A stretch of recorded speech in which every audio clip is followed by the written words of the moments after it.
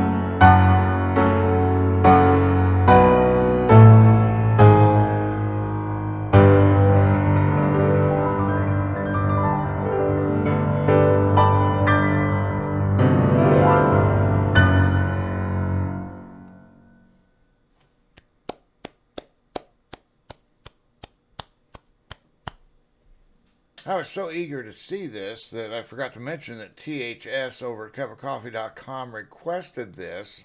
Now, thank you, THS, for this request and for your support that came along with it.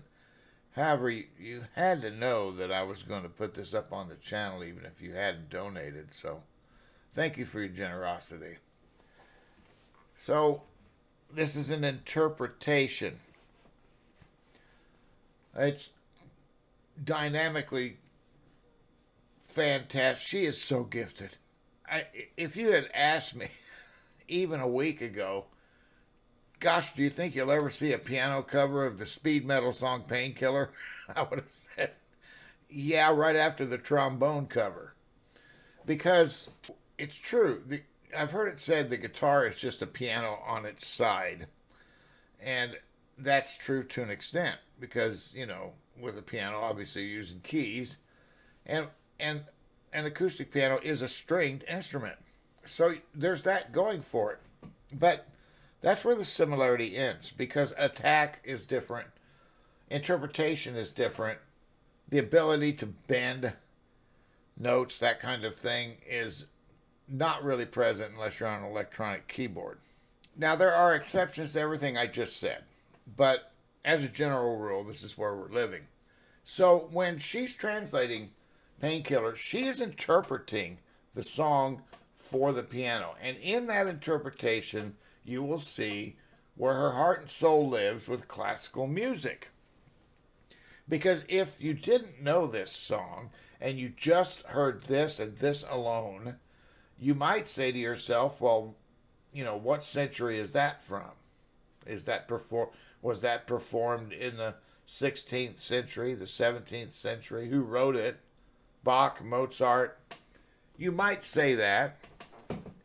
And it's because she uses classical structures to do what she's doing.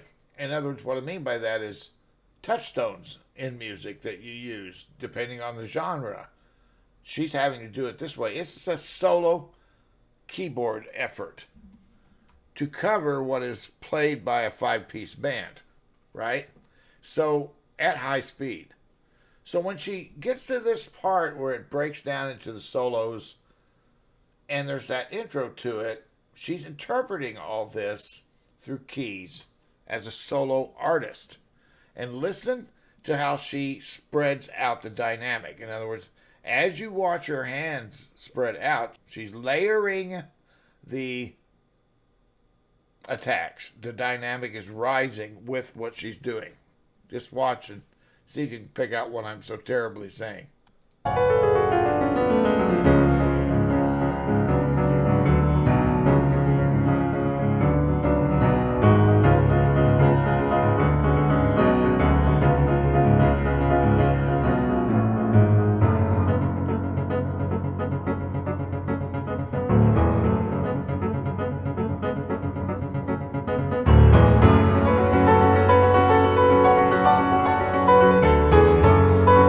Now she's lifted the dynamic because the band has done the same thing in this song, where it has increased the volume and increased the number of instruments actually participating in the intro to the lead.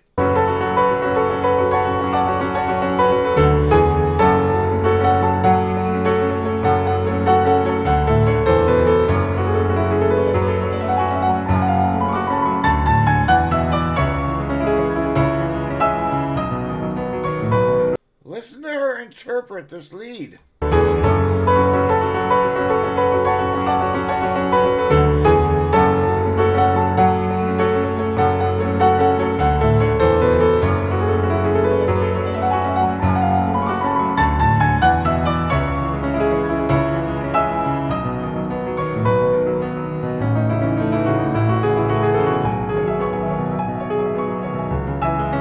So there's sheet music for this, right? And you're thinking to yourself, well, she's just following the sheet music. And to an extent, she probably was.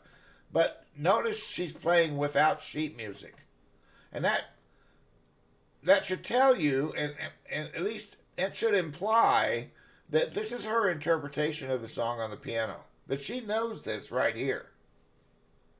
Now, if she's got sheet music and we can't see it, it doesn't matter because she's had to write it and interpret it. She's had to rewrite what she's looking at in order to include everything in there that she wants. So my point is, this is Miyako's interpretation of Painkiller on the keyboards. This is not a note for note performance of the song because it wasn't written for piano. So here we go.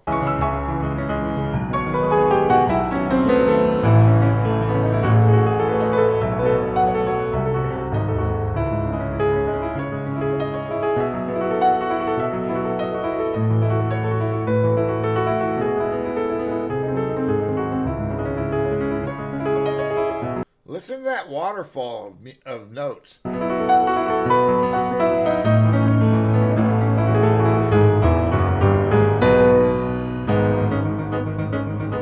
we're back into the meat of the song. Now I can't make this point enough. I mean, she is interpreting this song on the keys. It just blows my mind. You understand what I'm saying? If you're trying to interpret it from an entire band performance down to a solo single piano, what do you have to do? You have to condense all that performance into a solo performance. It's the same thing moving to acoustic guitar. If you do an unplugged performance and you're doing it solo, you're going to have your work cut out for you on the guitar, right? And that's what she's doing with a piano. And it's amazing to watch. It's just amazing to watch her interpret this song. And I am gobsmacked that she's not got sheet music in front of her. That ought to tell you just how good she is. Because even great piano players that I have heard or been around put sheet music in front of them if it's available. I mean, you know, rock and roll aside, when you're talking about classical music or you're talking about in a classical interpretation of a song like this is, you get out the sheet music. There's a ton of notes here. There's a ton of rests and changes, and I mean, it's an amazing performance. It's an amazing performance. So I'm glad you're here to watch this with me. Thank you, THS. Folks, don't forget to hit the subscribe button on the way out if you haven't already, and the like button too would be nice if you liked this video. Hope you have a great rest of the week, and I'll see you later. Bye now.